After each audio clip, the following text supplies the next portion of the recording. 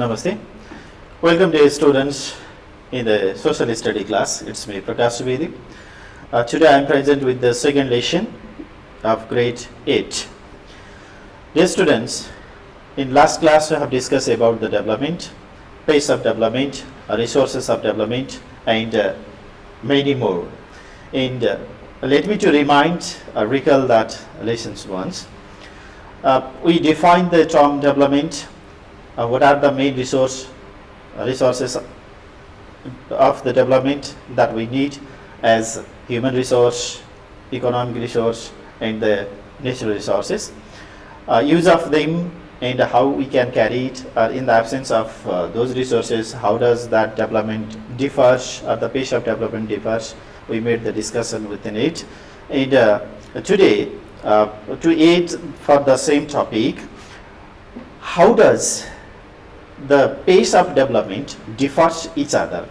We know that in the various regions of the world, the pace of development is not same. As we have already discussed in the level of nations, as developed nations, developing nations and the least developed nations. For that, what are the different factors that affect in the pace of development? We will make discussion in this topic today. हामीले पूर्व क्लासमा विकासको बारेमा, विकासको अवधारणा, विकासलाई असर पार्ने तत्त्वहरू अथवा विकासको लागि नहुने आवश्यक तत्त्वहरू र विकासको हिसाबले विश्वका देशहरूलाई विभाजन गरिएका तीनवटा विभाजनका तहहरूको बारेमा छलफल गर्यौं भने अब ती विभिन्न क्षेत्रमा विकासलाई प्रभाव पार्ने तत्त्वहरू अथवा चीजहरू के कस्ता हुन् र कसरी असर गर्छन् भन्ने बारेमा आजको कक्षामा हामी छलफल गर्नेछौं। ल त सुरु गरौं भाइ बहिनीहरू। How does the pace of development differ each other? There will be the two speed. That means there will be the rapid development. The pace of development will be fast and the pace of development will be slow. That's why in this presentation also I have shown these two slides here. Rapid development. What are things that bring the fast development? That is availability of natural resources. As we have already discussed in this part, availability of natural resources make the development fast. How is it possible? Without having the natural resources, we cannot imagine about the development. To do the development or to carry out the development, we need to get the materials, especially the raw materials to use, and by using such type of resources only we can carry the development work. So if there is the availability of natural resources, there will be the fast pace of development. The development will be fast if there is the availability of natural resources. Whereas when these resources are lagging behind, when these resources have the scarce means and resources, then it is not possible to carry out the development. It means the pace, the speed of development will be slow. Only having the availability of the resources won't bring the development.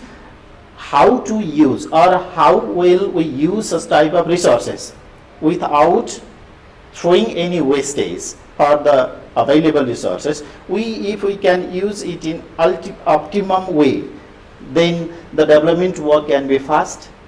That is called the proper utilization of resources, bring the fast pace of development. Whereas when the resources are not properly used, at that time the development pace will be slow. Fair and inclusive policy of government. The government should be clear in which sector, how to do, what may be the strategy to carry out the development, what sorts of human power should be applied, is that available with us or not. In these various sectors, the government should be clear, or government should make such type of policies, the fair policies, and while doing or carrying such type of development, there should be the theory of inclusiveness. To get the oneness of any developmental work, the people from the surroundings should be employed in there. All peoples are to get the oneness within that development. The people who are living nearer should be applied in there so that they feel about the oneness of that development. For this one, the fair and inclusive policies of policies by the government should be found. And hardworking, skilled and energetic people, which includes the human resources. About the human resources we have made the discussion already also. Hardworking, skilled and energetic peoples are another prime source for the development, which can bring fast or which can make the developmental pace fast. And zero discriminations on the ground of any things. The government or any societies who want to bring the development, they should not do the bias. That means biasless strategies should be made to bring or to implement the developmental work. Zero discrimination. There should not be any discriminations in any aspects of development, either in participation or to utilize the resources or to use up the resources, to collect resources. That means there should not be any discrimination.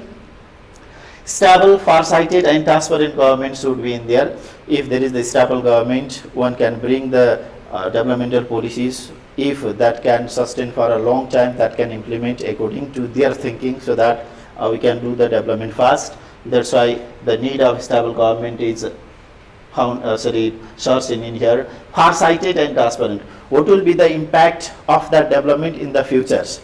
That should be also considered by the government. And transparent, whatever works are done, that should be transparent. That should be clearly mentioned or clearly known to all people, so that the development work can be fast. Rule of law and the good governance is the sense the believable governments. At least if the government can be such type of trusty government, if we can participate, that won't be wastage. If people feel in that way, certainly the people will be participate in such type of developmental work.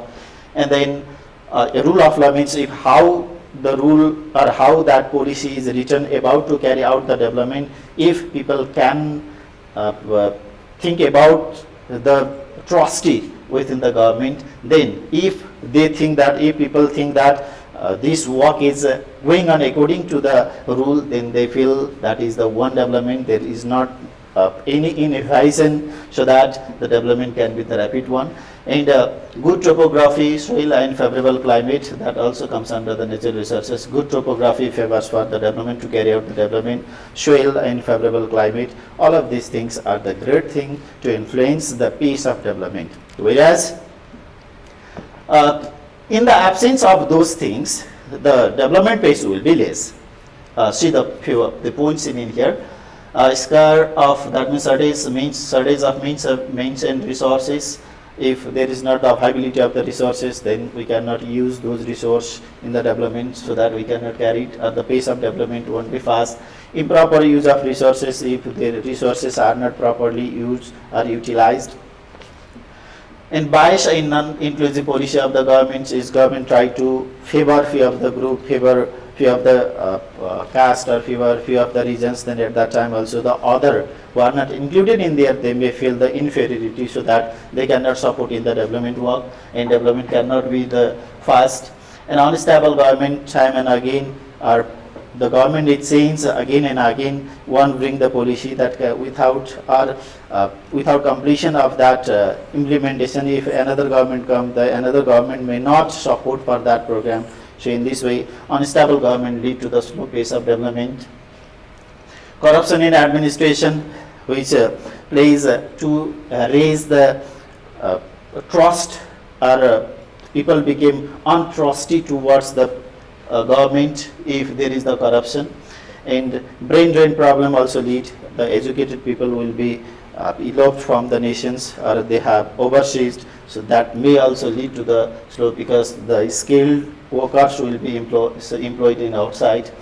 The conflict raised in many parts of the regions, that may also lead to the slow pace of development. Whereas poor governance, the government cannot control all mechanism, all administrations. At that time also people or the citizen may not trust towards any type of governmental developmental works, so that the pace of development will be slow.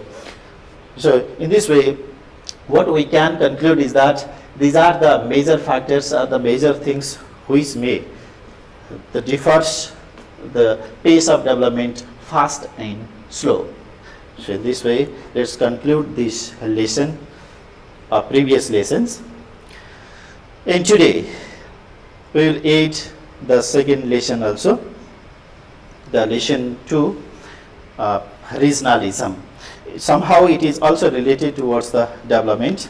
To do the development of the nations, the government bring the many strategies, many different strategies. How can we bring the nations develop, or how can we develop the nations in each nook and corners? So like this one, the government used to adopt the various strategies. Out of that, regionalism, this is the strategy that our government, that means our country also adopted or practiced for a long decade also.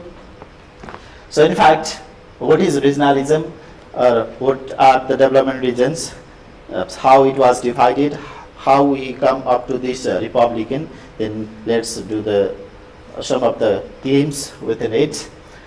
So first, regionalism. What is the meaning of regionalism? Regionalism, the system of dividing the nations into the various regions. Regions means various parts. How to divide it? This is the division of the nations into various areas, especially the regions, areas, or the zones, right?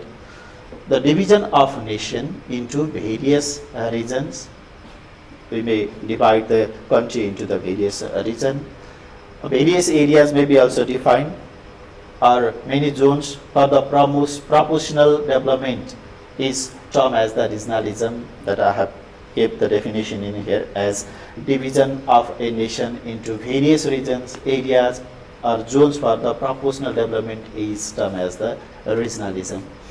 The base for such division is geographical features of the population. Normally, based on these two category or two factors, we used to do the division, or we used to divide the nations into these various regions.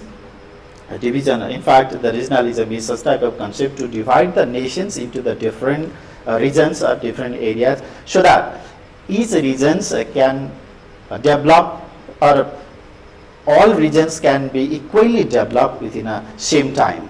For this one, the concept of regionalism came into the existence. In case of our country, the regionalism came. The regionalism, especially regional development, came like this one. In Nepal, after the division of 14 zones and 75 districts in 2018, King Mahendra divided the nation into 14 zones and 75 districts. After that, to do the development in all parts, though this division was made, but how much they had expected at that time, accordingly that developmental pace could not be found. That's why they thought differently. Within that zones and districts also, if we can divide or if we can make the group differently, then we can carry out the development. We can allocate, we can distribute, decentralize the different types of powers and resources. If we can do so, that may be the another strategy to grow up for the different regions of the nations. They thought this one, and then they made the division like this. In 14 zones and 75 districts were created in 2018 BS. And 4 developments after that, in 2018, 14 zones and 75 districts were created, and King Mahendra had implemented the panchayat rule, panchayat systems, and tried to bring the development in all parts of the regions. And for its contributions, had again planned to make the divisions of the nations into 4 development regions. In 2029 BS, 4 development regions were created in 2029 BS, and 1 regions were added in 2037 BS. Mid-Western development regions were created in 2037 BS, and Nepal got 5 development regions in 2037 BS. The students, how to define the regionalism? It is the division of nation into the various regions for the proportional development. So in case of Nepal, for the site of, or to do the development, proportional development, then such type of different strategy were adopted. Out of that, this regionalism is one of them.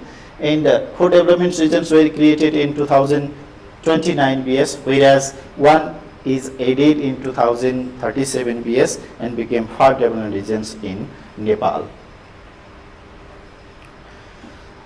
Such division shows the decentralization of the state power and participation of people in development. Before, while doing the division also, it was thought that when we can divide the nations into many parts, then it will be easy to carry out the administrative work also. It will be very easy to decentralize the power, especially the administrative power can be also decentralized. Not only that, even resources can be also decentralized in the same way, or in proportionally we can divide. So for that purpose, the country was divided into the 5 development region. And before, this was the picture of Nepal having the division of 5 development regions here. Mid-West, which was given there, considered as the biggest development region, which was created lately in Nepal. If so, the Nepal was divided into 5 development regions. So what were the reasons behind it? Why the development regions were created? It was essential to create the development region, and we got any fruits from that division or not? Before, to make such type of work effective, then this division was done. Especially what we thought to do after the division was for the effective and easy administrative work. While ruling from the center to the various parts of the nations, it was quite difficult. How fast we want to bring or to carry out the works, administrative works that had created the problem. That's why for the fast and effective administrative work, such divisions were created, and that administrative power was decentralized, given to the same region, so that they could do the tasks very fast. For that purpose, the development regions were created for the effective and easy administrative work.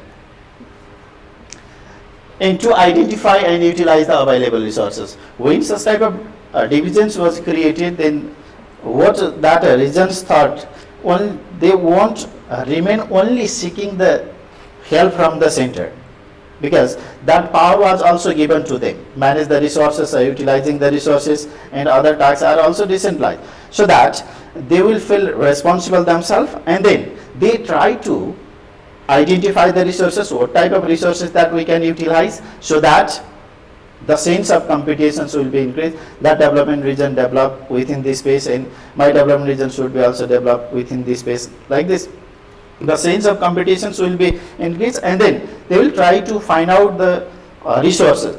As they thought before, the center will provide the resources. The center, just we will depend upon the resources given by the centers. The center given only this much of resources, that's why we carry out this much. Such type of thought was in there. We found that type of thinking before. But when that power was decentralized, then they try to collect the resources themselves, identify the resources themselves, and whatever resources they got, they try to utilize it very properly. That means to identify and utilize the available resources, the development regions were created. While creating that development resources, this work was also done very effectively. To increase the public participation. Before, what they thought, this was the tax of government. The tax of government, the government will do. Government, it is the responsibility of government to carry out the development. Such type of thinking was in there. Why need to participate? Such type of thinking was in there. But when that power is given to some of the local bodies, or that means the lower tiers, then they try to make their people, make their citizens active, so that they can do the works, they can compete with the other region also. So it ultimately helped to increase the public participation. To create and utilize the human power, to create, to manage, to involve, for every works, there should be the need of human resources, and what type of potentiality remain with such type of resources, they identified, and we need this type of human resource, they thought, and they try to create such type of resources. They created also, they have created also and utilized such type of resources. If such resources are already available, then they may use that in proper way, and if they need, if there is lacking of such type of human resource, they may generate such type of human resource by different ways. It means while division was done, while decentralization was done, then they have created and utilized the human resource. And to decrease the regional disparity, before the resources are different from each regions. One region may have the one type of resource, another regions may have the another resource, but from the central government it provides the same thing to all, which was not justifiable for all, which was not good for all the regions, which was not equally usable for all the regions. But when that power was given, when that delegations of the power to the lower regions, then they will get amazing responsibility to do the development themselves.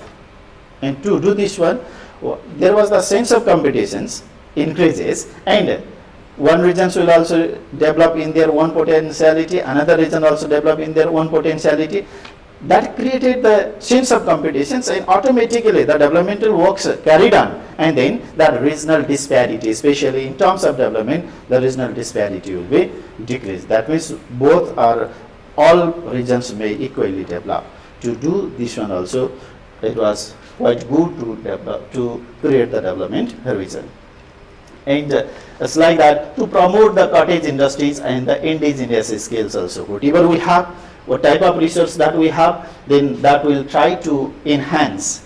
If there are the viability of cottage industries, or there may have the indigenous skills, the world skills that can be generated, or that can be converted into the economic benefited, or economic works also, economic skills also. So such type of works are also carried out when they got these responsibilities while these regions were created. That's why what we can say is that the regions for creating the development regions are very effective, or for the effective and administrative work, identify resources to increase the public participation, or to decrease the regional disparity by increasing the sense of competition, and to protect the resources whatever they have, or to enhance or to promote the industries whatever they have. So in this way, these are some of the reasons behind creating the 5 development regions in Nepal. Simply you may answer this question: what are the reasons for creating the development regions? Such question may ask, so you may answer accordingly. Dear students, 5 development regions were created. How? The Eastern Development Region, Central Development Region, Western Development Region, Mid-West Development Region, and Far West Development Region. So this is the picture of Eastern Development Region. The information is given here. It lies in the easternmost part of Nepal. It shares the border with India, east and south. Central Development Region in the west, and China in the north. This is the border. It tossed, the territory of this region is tossed in 4 directions like this one. So how is the geography in this development region? The high mountains in the north, in mid hills present in the hill region, whereas plain lands in the southern part, especially out of total area of Nepal. So it covers 19.34% land of Nepal. So it is simple information about the Eastern Development Region. It is also highly prospective development regions of the country. After that, Central Development Region, where the capital cities also lies. So well developed development regions that we can say. It shares the border in India in south, West Development Region west, and Eastern Development Region in the east, and China in the north. Geographical regions almost same, that is hill mountains in the north. In middle part there are the presence of hills, whereas plain land in the southern part, it covers 27,410 square kilometer land of Nepal. This is about the simple information about this Central Development Region. After that, Western Development Region, highly prospect for the tourism development. It is also very well-known regions. It is quite developed one, and it is located in the west central part of the country. It means almost it is in the middle part of the nations. The development regions was divided into three parts, as I have already discussed in there.